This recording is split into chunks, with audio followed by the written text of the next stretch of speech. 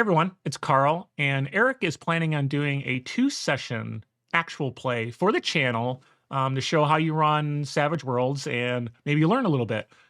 What was cool is he's bringing in players from another actual play and the game master, and they're mostly D&D folks. So that gives us a chance to teach them the game a little more in depth than maybe a quick overview. And we can walk through character creation, which I've heard, hey, can you guys go through character creation and show us how it works? So when we recorded this, it was pretty long. So we split it up into 2 episodes. The first is that rules overview, digging deep into it. And then the second one is all about character creation and getting a couple of those folks who are going to play in the actual play, get their character ready to go, talk about all the nuances that go into it. So stay tuned. We're hitting right with the first episode. So roll. It's a savage world. Strangers a wind war. It's a savage world. Hey everyone, it's Carl with Tabletop Tango again. Look at the bubbles, do the stuff. We'd really appreciate it. And as always, I'm here with Eric, and you can see we have a number of other faces. Eric, do you want to kind of explain what we're planning on doing for the folks on the channel? Yes, of course. So today, this is our first of 3 videos, kind of doing a, learn to play, follow along actual play type of deal. So this first video will be basic rules, very like a quick rules, with all these other people around me that are going to be asking questions. So kind of an organic experience. And then there'll be a 2 episode one-shot where they play Savage Worlds for the first time. We introduce stuff like, combat and test, maybe a chase. So this is kind of we're all learning it together while having fun doing the one-shot. So I'm going to throw it. You know who I am. Yeah, so you know Eric. So let's go ahead and go around for introductions. around the horn and talk a little bit about what you've been doing, who you are, and obviously you're excited to learn Savage Worlds. So take it away.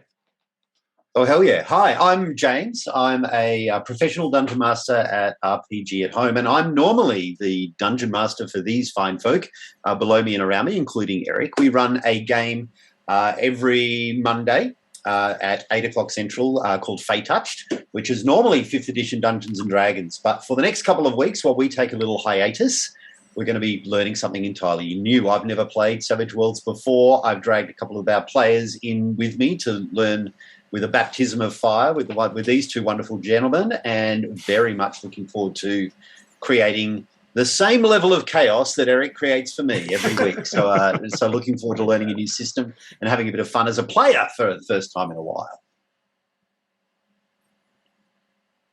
Jared? Jared? Sure, I can go. Hi. Hi, I'm Jared. I am a producer by day, and then an RPG tabletop player by night. I'm not going to be making a character. I'm going to be creating chaos while the other 2 make their character, and then. But yeah, we're looking forward to it. I've been nagging Eric for probably a year and a half now to run a game. So it's exciting to get to play and learn how to play. I guess that leaves me. Yep. I am Light Trenny, also playing the same Monday game. I've been playing RPGs in general for a couple years now, but never Savage Worlds, and it's been on my list. So I'm excited to get to know the system and hear what's so great about it that Eric always talks about, and to get a feel of what it is. Yes, the greatness will become self-evident. Yeah. Don't worry about that. Solid. I just not going to do it justice. That's the problem. You got whatever I produce, then you just got to elevate that by 10. That's what normal Savage Worlds is. So okay, okay. So very exciting. This is completely different for the channel. I'm pretty excited to see how it goes, and I think we'll start off with a little bit of overview on the game system, how it runs from a high level.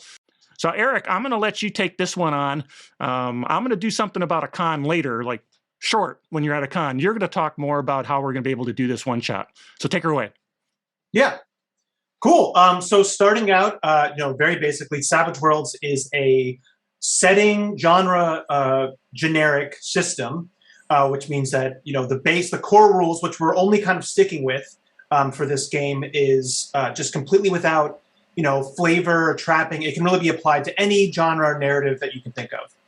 So starting out, it is not a D20 system. It is a what I like to call like a variable dice system, which means that all of the die in the game, pretty much 95%, I would say, Carl, right, is a D4 to a D12. So D4, D6, D8, D12. Only like the fear table, and I think, was there like a vehicle? I can't remember if there's another D20 is used for like just some random stuff. But I think the key basically is that's it. The key is that D4 to D12 is like a progression, and the game builds everything around low die to high die represents it's versus a D20 where it's always D20 with the modifiers built in. Sorry, jumped in on that on you there. No, all good. I think this is how we're gonna probably bounce back and forth. So and these represents your traits, and traits are your abilities and your skills, and also damage is also the other one that is the other type of roll. So the cool thing about Savage Worlds, we'll get into a little bit more about how the dice work. So when you roll a die, all the die pretty much across the board, at least traits and damage, can ace or explode. What that means is when you roll the maximum on a die, so a 6 on a d6, a 12 on a d12, you get to roll it again. And with Savage Worlds, if that die then rolls maximum, so a 6 or a 12, you get to roll it again. So even, the smallest attack from a little nobody or whatever, or you guys are facing a drag, you can just hit big. So there's this kind of unpredictability to it. And Savage Worlds is very much the style of the system that it is. The tagline is fun, fast, fun, and furious. And it's very much set up like a movie. So think of this as a TV show or movie. That's how the sessions go. That's how your characters are. So that's how Exploding Dice goes. So it's a fun mechanic. There's a thing called raises, which means that any time that you are 4 over the target number, so whatever the target number is, you're 4 over, you've gotten a raise. And now raises are going to be different things for the type of roll. We'll get to that later. Yeah, cool. So let's talk about target numbers. Unless any of you guys have any questions about the basic die there. So firstly, we actually use D12s in a role-playing game. That's impressive. Yes. Unless I'm a barbarian. And so doesn't this mean that if you're rolling a D4, there's a bigger chance of rolling 4, 4, 4, 4 than if you're rolling a... Yeah? That is a very good point. Now, so Savage Worlds math, I'm not smart enough, but I've looked at people do the math. There is some interesting curves when you're talking about certain target numbers versus having a D6, blah, blah, blah, blah. But, generally, you're still going to be more successful with the higher die, and it stops you from failing more. So it's still better to have a higher die. And it definitely, chances this are is you will something ace that's more, but been hotly debated in the community many, many, many times. And in the end, it's still better to have a bigger die. There's a sweet spot because you get your raises, because with a low die you're not going to get raises ever. Because with a D4 it's going to be almost impossible, right? But a D8, 9, D8, D10, D12 you'll get raises more often, I'm assuming. No, D12, raise. Yeah, exactly. Yeah. And we see raises, not aces. Aces are exploding or one thing, and then raises are basically kind of think of a critical hit. So a raise is a crit, quote unquote, even though it's not the same thing. So getting into target numbers. So sorry, Jared and Trini, did you guys have any questions before we? No, that was me saying we've already dipped in. I feel like Savage Worlds 202 talking about metagaming the raise versus ace die level. So thank you for that, James. So stick around for the fourth bonus video where we find that sweet spot about how skilled you want to be to explode your dice, but still get raises on occasion. For sure. Yeah. Okay. So moving on. Target numbers. So, just like most games we play, there's a target number. The magic number for Savage Worlds is 4. Mm-hmm. So if I don't say what something is, or most of the target number you're going to be shooting for is only just a 4. Yeah. I mean, generally target 4 is the number, and then it's bonuses and negatives, which affect what the value of your roll is against 4. There is exceptions. Eric will go over that in combat. When you're in melee against somebody, there's a different target number versus 4. But generally, 4 is the target number. But Eric will also talk about opposed rolls, which change that. But generally, 4. Just think 4. I'm trying to do a skill against something, 4. I'm trying to, hack the system, I need a 4. But I may have negatives and positives based on the circumstances and that sort of thing. Yeah. So getting into that's a good time to bring up the mods is like Carl said. So there could be environmental circumstances. There could be ones that you guys don't know about. There's also like when you think about cover, when you think about illumination, all of those are just a negative to that roll. So there's never like really a higher target number. It's just I'll say, generally a -2 is like a hard roll and a -4 is a very hard roll. And then there's things like I said, cover and range, stuff like that. We'll have additional minuses. So yeah, Carl also brought up the other types of rolls. So the other type of roll besides a 4 is oppose rolls. So things like tests, which we'll talk about at the end, also certain powers and stuff will have oppose rolls, or stuff like grappling, stuff like that. And those can be, whatever rolls they are can be different, but that's, how a oppose roll works is the person initiating it has to at least get the basic success of a 4. So it doesn't even work at all if you don't get the 4. And then whatever you roll at, that's your number. And then you can spend bennies, and we'll get to that later, but you can be able to spend bennies. And once you're done, you're done. Then the defender goes, and the defender has to meet or beat. So if the defender meets your number, then it's unsuccessful. If they beat it, you're unsuccessful. And then that also sets the raises. Remember we talked about 4 over the target number? So if the defender rolls very low, you probably get a raise because they rolled very low. So, but the initiative, like you have to do your roll first and decide, all the extras you want to do, and then it's the defender's turn. So that's an oppose roll. And the other big target number, like Carl said, is parry. And parry is what you do for when you're attacking somebody in melee. So just melee, and that's your parry bonus, it's called. And parry is based on your fighting skill. Yeah, that's it for target numbers. Do you guys have any questions? And -4 or +4 is about the extent of how big you'll go. Like I'm not going to be like, the real possibility. No, things can add up. So generally when I said -2, -4, that's like if somebody's trying to do something really crazy, like, scale a cliff and they have one arm, like a barbarian or something. That might be a -2 on that. That was a dig from our I raged. So you raged. You can leave. Yeah. So but then there's things like say you just have normal vision and it's dark and you're shooting at extreme range and the person's behind cover, right? Those are all adding negatives. A -4, -4, -4, -4. -2, minus whatever. Yeah. So those can add up for sure. Yeah, and you can see in the game because the target number is 4 and you're rolling D4s, D6s, D8s. -2 or a -4 can be pretty significant. Massive I mean, difference. It may be more than just 5% of the roll. It could be very significant. And if you're trying to do some, like Eric said, some like called shot at range, they could add up. Me personally, my characters would still do it because that's what explosions are for.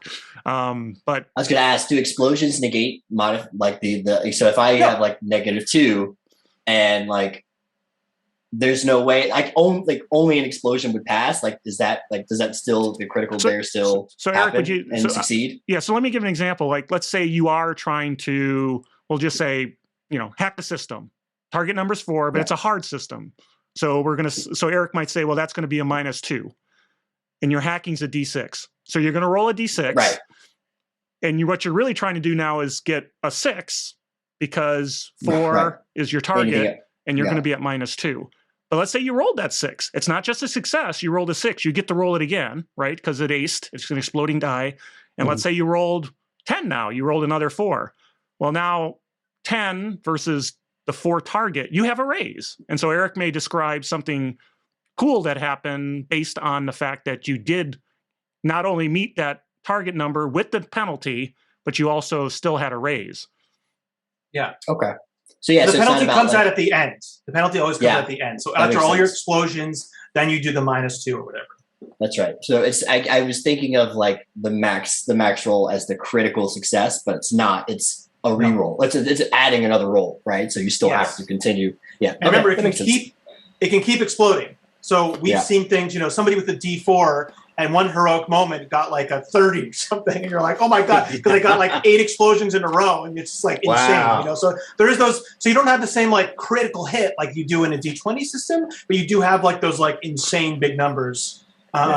Cool. And then moving on, and this is why we talk about all these things. Why you're even though still likely to succeed, because we're going to talk about wild cards and extras. So as I said initially, this is very much like a movie or a TV show. And I think I told you guys in the very beginning, you're all Tom Cruise in Mission Impossible, okay? You're all Tom Cruise. So you guys are what's called a wild card.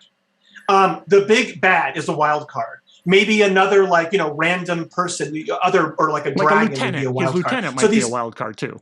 or something like that. Maybe. Or I'm not there's saying also would, a but lieutenant, maybe. but there is also a lieutenant thing. Yeah. So these are the big personalities. These are the ones that are like, these are the main casts, right? These are the main casts. And so what does a wild card mean? Well, a wild card means the main thing first is that you have a wild die, which means that whenever you roll a trait roll, so skills or attributes, you get to roll your wild die along with it, which is a D6. So, in the example of rolling hacking with your D6, you have a skill of a D6, you get to roll an extra D6 along with that, which can also ace. And then you actually choose the better of the two. So you don't combine them. Yeah, you don't add them So together. say you have a D4. Yeah. So if you have a D4 and a skill, right? We'll say it's athletics. You're trying to jump something, and your D4 you roll a 2. Oh, that sucks. But then your wild die, you happen to roll a 4, then you would succeed because that wild die. You guys always roll this D6, so it makes you just succeed more likely all the time compared to non-wild cards. The other thing that wild cards give you is you get to have bennies. Bennies! And we'll talk about that after this, so just keep that in mind. You guys get bennies. And the final thing is you guys can take more hits. So even if there's like a really, really, really tough extra, they can only take a little bit of damage before they go down. You guys can take up to 3 wounds, they're called. So everybody starts with, you have your capacity of 3. There's no HP pools in this game at all. What makes somebody tougher is their, what's called, their attributes, like their vigor and their armor combines, which makes a total toughness, it's called. That's what makes somebody tougher. But for you guys, and it doesn't matter if you're the wimpiest wimp or a really tough guy, you guys can take up to 3 wounds before you actually, are rolling for dying, basically, incapacitation. So you guys can take up to 3 wounds. So the 4th wound would then put you down, and you get to do some fun rolls. Where a normal extra doesn't get the wild die, doesn't get to have any specific bennies, and they 1 wound and they're down. That's it. Yep. So they get 1 wound, they're out. And we'll talk a little bit about more damage later. Now there's like you said, lieutenants can maybe have like an extra wound before they go down, and big creatures. So whenever you size up a creature, that enables them to take more wounds, but that's not really important. But basically, that's what you guys know as you guys are wild cards. That's what it means. And the final thing to understand about rolls and wild cards and all this stuff is critical failures. So James, this goes back to when you first were talking about, having a lower die. So a critical failure in this game is when you roll snake eyes. So because you're rolling that wild die at the same time, if you roll 2 1s, you've critically failed, you can't re-roll, you're screwed. Yep. That's a critical failure. So normally extras don't really have critical failures. If the GM thinks they're important, then they might, roll an extra die just to see. But for you guys as players, it's just wild cards who have to deal with it. So, big personalities, big chances for failure. That's the whole thing. Carl, or you guys have any questions? Carl, want to add anything?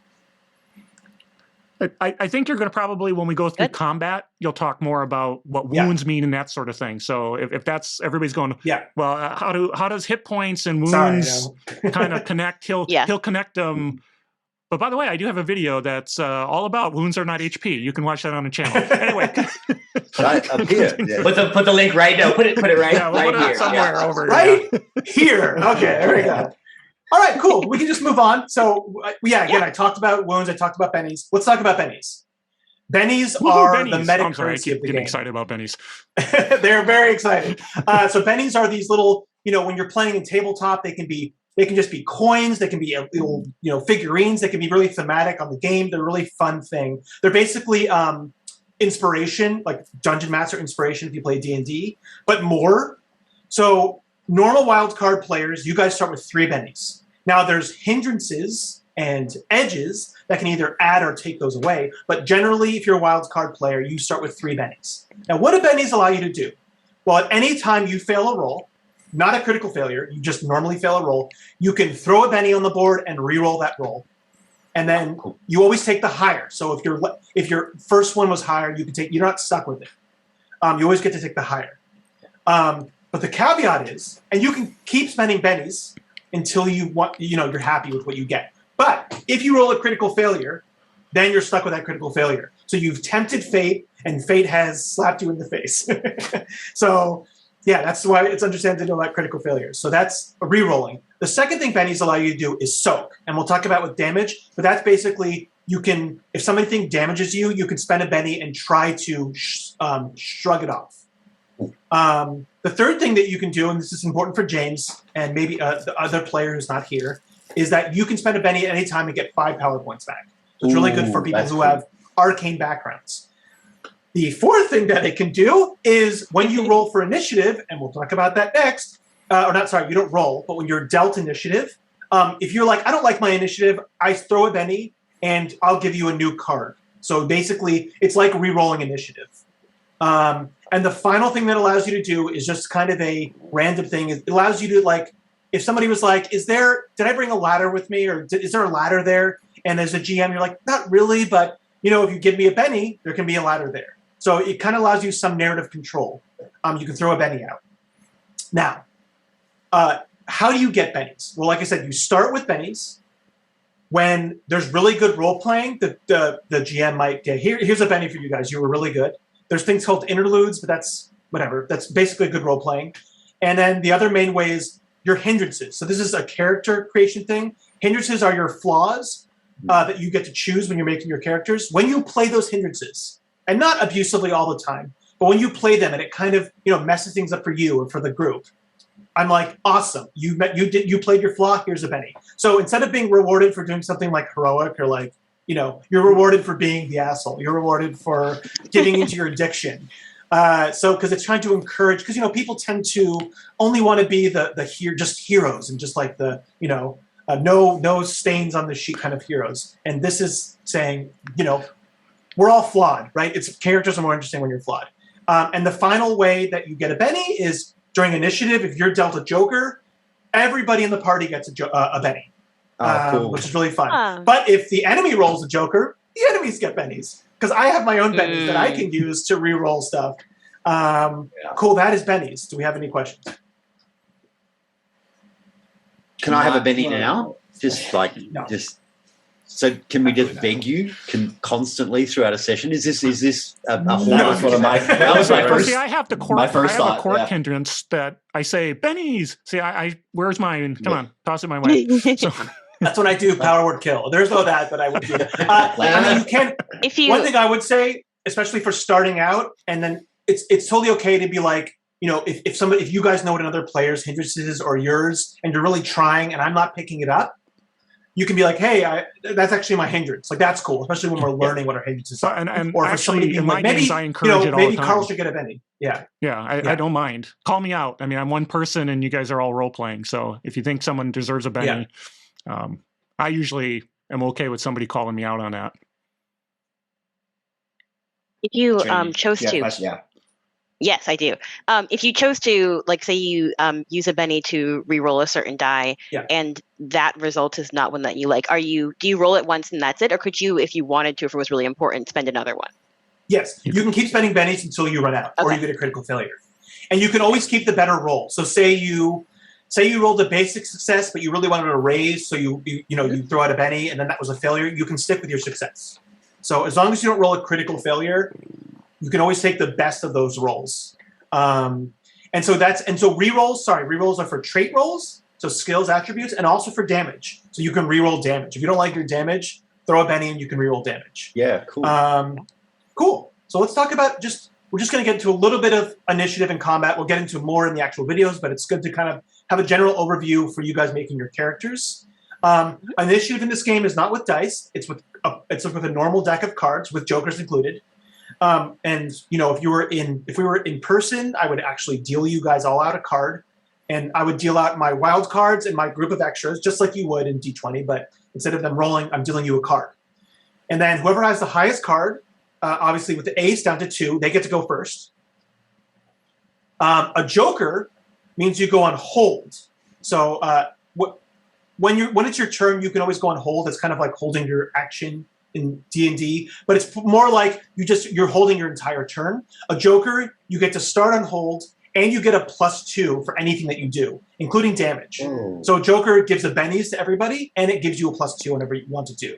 So it's that random, really fun thing that happens. And so there's also edges. Yeah, there's edges and hindrances that will affect initiative too. So if you guys want to be like, quicker or whatever, there's specific edges for that. You can also give yourself a hindrance to make your initiative worse. So it's kind of fun. You can mess with stuff that way. And that's going to be for combat. That's also going to be for other systems in the game. So that's very basic. But Carl, do you want to? Well, I just want to throw in. I don't know if Eric mentioned this, but you get a new card every round. Yeah. So he's dealing each round. So it's not you rolled it once at the beginning, and now that's kind of where you go the whole time. You get one every round. So there's actually strategy too to think about. I got the card. That's where the Benny comes in. Do I want to throw a Benny and get a higher card? I'm at the bottom of the order, or I'm at the top, but I want to wait to see what someone else does. So there's a lot of strategy. You can't assume you're always going in the same spot, which is kind of fun. Yes. I think, it makes you think. Yeah, it's a more, everything's always changing, but like I said, there's edges. And as far as going on holds, it's probably a good time to talk about that just right now, real quick. When you want to go on hold, so it's your turn, you say, I want to go on hold, I don't want to go yet. You go on hold. You can then either say when somebody's turn is done, you can say, I want to go after that person, and then you can just take your turn. Or if like an enemy does something, and they're about to shoot somebody, and you're like, I don't like that, I want to try to interrupt their action. And then you can actually, it's an opposed athletics roll, or sorry, athletics, yeah. It's an opposed athletics roll, which is a skill. And then if you win, you actually get to go. So you get to interrupt their turn to your whole turn. So before they get to shoot or fight or whatever, you get to then interrupt that. So that's kind of another thing going on hold. It's kind of fun to kind of wait and see, and then you can try to, shuffle yourself in. So that kind of mirrors I am naturally faster, so therefore I can use my athleticism to kind of get in front of someone to bring that. Yeah, that's nice. Yep. And then there's edges like quick or level-headed, which gives you like either you can get a new card if you get a low card, or you get multiple cards. So there's kind of ways to affect that. Cool. Let's talk about the basics of combat. So we've talked about initiative. It's your turn to go in combat. You have a max of 3 actions, any 3 actions that you want to do, but you can only do up to 3. And you actually have to declare how many actions you want to do before you start your turn. Because when you do multiple actions, you have a multi-action penalty. So if you say, I want to do 2 actions, you'll have a -2 on any actions that you do for those rolls. And if you say, I want to do 3 actions, you'll have a -4 on every single action. So it's a little weird thinking about it that way. This is probably the quirkiest part of Savage Worlds, I would say, for people to kind of get their head around, that you have to kind of declare. Now, you don't have to declare the specific actions. You don't have to say, I'm going to attack this person, and then I'm going to do this spell. You just have to say, I'm doing 2 actions, because that map has to be there when you're rolling your die. This mechanic exists in Call of Cthulhu. It's the same. Oh, cool. Same Okay. mechanic. So yeah, exactly that. And you can repeat your actions, but you just have that -2. And then this -2 or -4 can then combine with things like cover or range or, rate of fire, all the other kind of like negatives that can be stacking. You have free movement. Movement in this game is done by inches. An inch is equal to 2 yards, so 6 feet. Most people start. Did you guys get that? So 1 inch, 2 yards, or 2 meters. What's that in kilometers? 2 meters, yeah. 2 meters. So 1 inch, 6 feet, 2 meters, 2 yards. Okay. 2.54 you have 6 inches centimeters is equal to. Okay, now we're. So basically, I just want to. So things can then, hindrances can make your movement lower. You can make them higher. Racial can make them higher or lower, whatever. You also have a run die. Your run die starts at a d6. If you want to run, which is like dashing, you say, I want to run. You roll your run die and add that to your movement. And then you have a -2. Yeah, in inches. Then you have a -2 on everything. I usually play with a rule where you get maximum run die. That's like a separate rule. That's just my personal rule. I don't like rolling for running, but basically that's how movement works. To run and then roll the 1. You're like, I'll trot maybe instead. Actually. Yeah, exactly. It's kind of crappy to roll. You have you took an edge to give yourself a D8 running. You roll your running die, you get 1, and then you have a -2 on top of everything else. It's kind of crappy. So personally, I play with max run, but other people don't. Yeah, classic house ruling. Right, classic house ruling. Very basics of combat. Shooting or any type of throwing. So throwing's with athletics, shooting's with shooting. That's all done against just 4.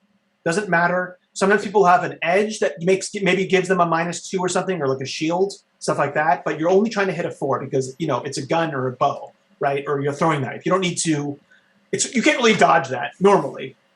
So it's just a 4. A fighting skill, that's the melee. You're going against somebody's parry, which is a derived stat, which is half your fighting plus 2. Mm-hmm. So if your fighting was a d6, you would have a 5 parry. Yep. If that makes sense. And then there's a lot of other things, like I said, we're not getting into all the, I know we're kind of starting to get a lot, but we're not getting into all the specifics. And then there's things, like I said, you can get into cover. There's a lot of other things you can do, but that's very basic combat. I don't know, Carl, do you have anything else you want to add as far as combat goes? No, I think you hit the basics. I think while you're playing the game, that's when somebody will start saying, "Hey, I want to do this thing," and you'll say, "Oh, you do realize that that's this, and this." But I don't think we need to talk more about the details of just how base combat works. I think you've hit it pretty well there. And actions in combat. So leaping and swinging off a chandelier is an action. Running across, but running movement's free. So I could leap, open a door is another action. Shoot a guy is another action. Sorry, you have up to 3 actions you can do. You have your movement for free, and you have up to 2 free actions. Yep. Which could be something like holstering or opening a door. That's not going to be an action to open a door. If you have to pick a lock, probably an action, but opening a door is not going to be one. Running across something slippery, probably not. Climbing, just kind of half movement. So it's not anything like, I'll tell you what it is. Remember, running is not free. So when you say, I'm going to run, it's a -2 on everything, and that's on top of multi-action penalties. So it's a separate -2. So running's not an action. Doesn't take one of your 3 actions, but it is a -2 because you're running. And again, there's edges that help you out with it. There's edges for everything. And when I say edge, that's kind of like a mini feat. That's like these little mini like a feat, that kind of make your character better. Do you guys have any other questions about basic combat stuff, or? So just cool. Do you die? You die when you hit 3 wounds. You can die. You can definitely die. So just to summarize. Wounds. When you hit 3 wounds. Yeah, wounds. I forgot to talk about that. Yeah. So how, so you roll fighting or you roll shooting. Your target number is either a 4 or their parry, right? Parry. You've hit that successfully. Then you roll your damage. So each weapon or attack or power will have a number of damage dice. Often it's like 2d6 or 3d6. It's usually d6s, but you see d8s and d4s. But usually think about it being d6s, okay? If you got a raise, a critical hit, again, so if you're trying to shoot somebody, you're trying to hit a 4. If you get an 8 or higher, you've got a raise, you've critically hit them. So say your gun does 2d6. If you get a raise, you get an extra d6 to roll. Now, all damage die also ace or explode. So this is where you get also crazy damage. So having that extra d6 doesn't maybe seem like a lot, but it can also ace. Yeah. So having that extra die there is good. You roll your die, you count up all, after acing, you count up all the damage, and then that die is then, that result is then put against the character's toughness. Toughness, so every character will have a toughness rating. Toughness is, base toughness is their, so vigor is an attribute. Just like how fighting did parry, you do half your vigor plus 2. So if you have a d6 of vigor, think of vigor like constitution. If you have a d6 of vigor, you would have a 5 base toughness, right? So half plus 2, so a 5 toughness, and then there might be edges or racial stuff that add to that, and then you add your armor rating. So if you say you have armor that adds plus 2, that would then be a 7, right? If you have a d6 vigor, it's a 5 base plus 2 armor is a 7 toughness. So if I roll damage, and say I roll a 7, and your toughness is 7. I have what's called shaken you. So there's different levels. So shake is the very base thing you can do. It's not a wounds, it's called shaken. Shaken is like, if you think of the movie, something like exploded next to a door and you got like, you didn't really get damaged, but you have shell shock. It's shell shock. So when you first hit somebody's toughness, they're just shaken. And this is for NPCs, this is for wild cards. And what shaken is on your turn, you get a free re-roll to try to get out of it. It's a spirit roll. Spirit's another attribute. Think of it like charisma. You just need to hit a 4 or better. If you succeed, you're totally fine. You get to do everything normally. If you don't succeed, you cannot do. You can only move on that turn. You cannot do any actions. Wow. But there's something you can do. You are shell shocked. But Yeah. you can, but, Okay. Yeah. Sorry, I forgot to bring it up. Yeah. One thing I forgot to say about Bennies: at any point, you can spend a Benny to get out of Shaken. So that's another other thing that Bennies allow you to do. Cool. So Please so tell me the Shaken is next that- here is bacon. well, yeah. Do so, you have a question, Jerry? No. So I was I know- yelling Bennies because you said Bennies. Bennies. Yeah. So Bennies. the only thing that you got to wrap your head around, and you guys may have already done that, is D&D. If you hit the armor class, which is the armor, right, and Yeah. then you do damage, unless you got damage reduction and a whole bunch of other stuff, right? But you do damage, and you're whittling away those hit points. Savage Worlds, if you get that, you meet that, let's say, parry number, then you roll your damage. That damage has to go above the toughness in order to actually affect the individual, whether shaken, whether a wound, what have you. So it's really a two-part process. And so you think of them as one thing. You know, it's at the same time. It's all happening at the same time. I swung, I barely hit him, and therefore he never got hurt. It's all one thing. And that's, you got to wrap your mind around that. Just because you hit doesn't mean you are going to do damage. Or a wound. You're still going to beat their vigor halved +2 plus armor. That's their toughness. Is that right? And then things like edges or creature might have bonuses to toughness. Sure. So that's exactly right. So if you hit their toughness, they're shaken. Now this is where raises come in. Every raise is an extra wound. So if off our example, 7 is the target number for their toughness. You hit 7, it's a shaken. If you then hit 11, they have a wound. If you hit 15, they have 2 wounds. If you hit 19, they have 3 wounds. And 3 wounds is the maximum for what this is against a wild card, obviously. So now, generally, there's a setting rule that I pretty much play with and Carl plays with called wound caps. We will be playing with wound caps in the game, which means at the most you can only do 4 wounds. Again, players, NPCs, anything. Because sometimes you can roll 50 damage and it's like, let's 10 They're wounds. gone. Yeah. Because remember, I talked about soaking. So say somebody's attacking you guys, and your toughness is 7. They roll a 15, so 11, 15. That's 2 wounds, right? You can then say, I don't want that to happen. So you spend a Benny, and then you're able to soak. This is where soaking comes in. You roll your vigor die. So you remember your vigor is like your constitution. For every success and raise, so again, 4 and then +4, so it's a raise. Remember, so basic success is 4. You eliminate one of those wounds. Okay. So if you have 2 wounds coming, you roll your vigor, you get an 8, you're totally fine. You've just soaked all of your wounds, and you're not even shaken because you managed just to heroically, that fucking punch was coming in, and you just at the last time you just kind of moved your shoulder and took the hit, and you just shrug it off because you're so tough. Now the cool thing about soaking, you spend your Benny to soak.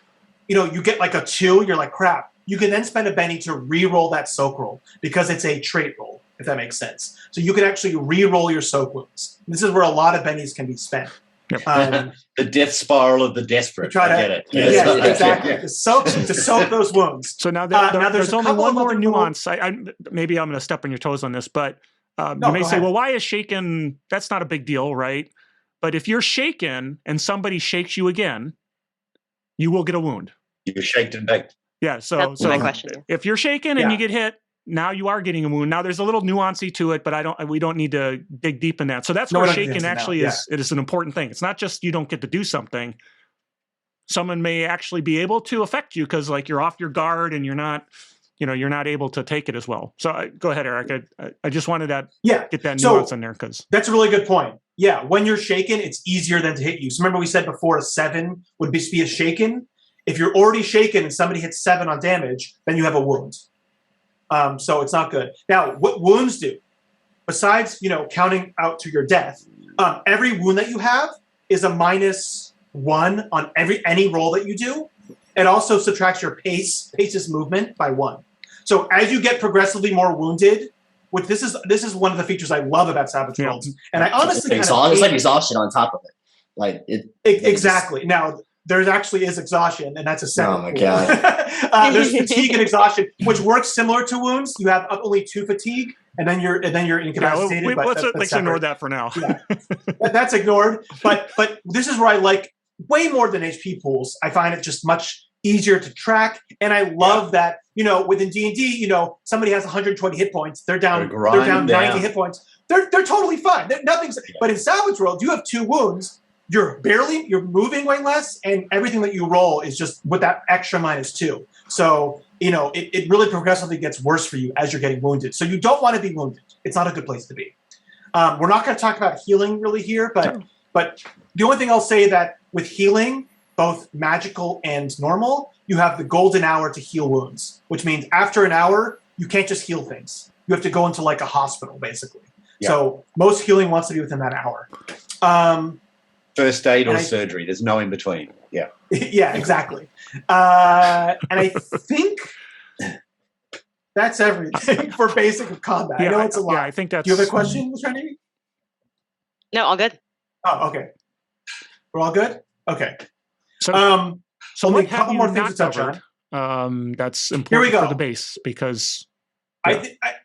I wanted to touch on just 3 more things pretty quickly.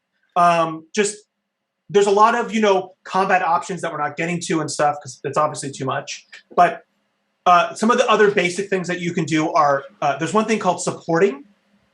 This is like when just aiding in D&D or whatever. When you want to support somebody, you state the skill that you want to do and you roll it. And a success gives that person a +1 on what they're going to do, and a raise gives them +2. So it's a very open, creative system. We'll get more into that in the game. But and me and Carl actually have videos about this coming up in a bit. But it's a really open. You can kind of sell any skill, that makes sense, right? So even if you're really good at science, and somebody is trying to build something, or even maybe fight, and you're like, somebody's trying to hit somebody, and you're like, I'm going to use my science to support them by pointing out that I can tell that the rock structure of this area is more stable. Whatever, you sell it to the GM. You got to They're sell like, the sure, GM. that makes sense. You roll your science, so it's a really open, creative system. Now, the opposite of that is called tests. Tests are where you get to mess with people, and you say, I want to mess with this person, and you come up, say any skill that you want, as long as it makes sense. Again, now there's some skills that are better for this, like taunt. Or intimidation, which just are naturally have more edge support and stuff. But any skill can technically be used for a test. You roll your skill, and then there's an opposed roll. And if you succeed, then you get to then put distracted or vulnerable on that. And that's the final thing we'll talk about. And if you get a raise, you get to choose one of those, and they're shaken. So a test is a really good way. Say that you're fighting a creature and it's immune to guns, whatever. And you're like, well, I have nothing to do. You can either support or test, right? So you can make somebody else do better, or you can kind of debuff the opponent. So there's always those options open to you guys. So if whatever you're doing, you're not a combat-focused character, people can make entire builds out of being a tester or a supporter. Yeah. And it's very open and creative. And the final thing is distraction. Can multiple people support? Yes, but there's a max of +4 total that it could ever be on a roll. So if a bunch of people are supporting, it can never go above a +4 for support on a roll. And tests, there's only distracted and vulnerable can only be procced once each. They don't stack. So what is distracted and vulnerable? So these are there's a lot of other kind of debuffs in the game and powers, but distracted and vulnerable are kind of the basic ones that apply over and over again through multiple channels. And distracted, if you have distracted, that means you have -2 on anything you want to do. If you have vulnerable, that means any enemy has a +2 on anything they want to do to you. So you can see how a test is a good way to help people out or make it harder for an enemy to do something. That's it as far as combat. Final thing, do we have any other questions about that or Savage Worlds in general? Look, it's so pulpy. It sounds really. This can be zany. It sounds really zany. It can get gonzo for sure. It can get very gonzo. Yeah. So we're. So any other questions? Our 20-minute overview of Savage Worlds went a little long. Uh-oh. It's a lot more than 20 minutes. But that's Sorry. okay. So last questions, and then I'll turn Eric. You can get into some of the base character creation then. So we're going to cut down kind of in the middle here. We're going to try to do another episode. We're going long, but we know you want to get all the content, and we don't want to have to make you not be able to digest it. So catch us on our next episode. So roll. It's a savage world, strange as a wind roar. It's a savage world, classics to explore. It's a savage world.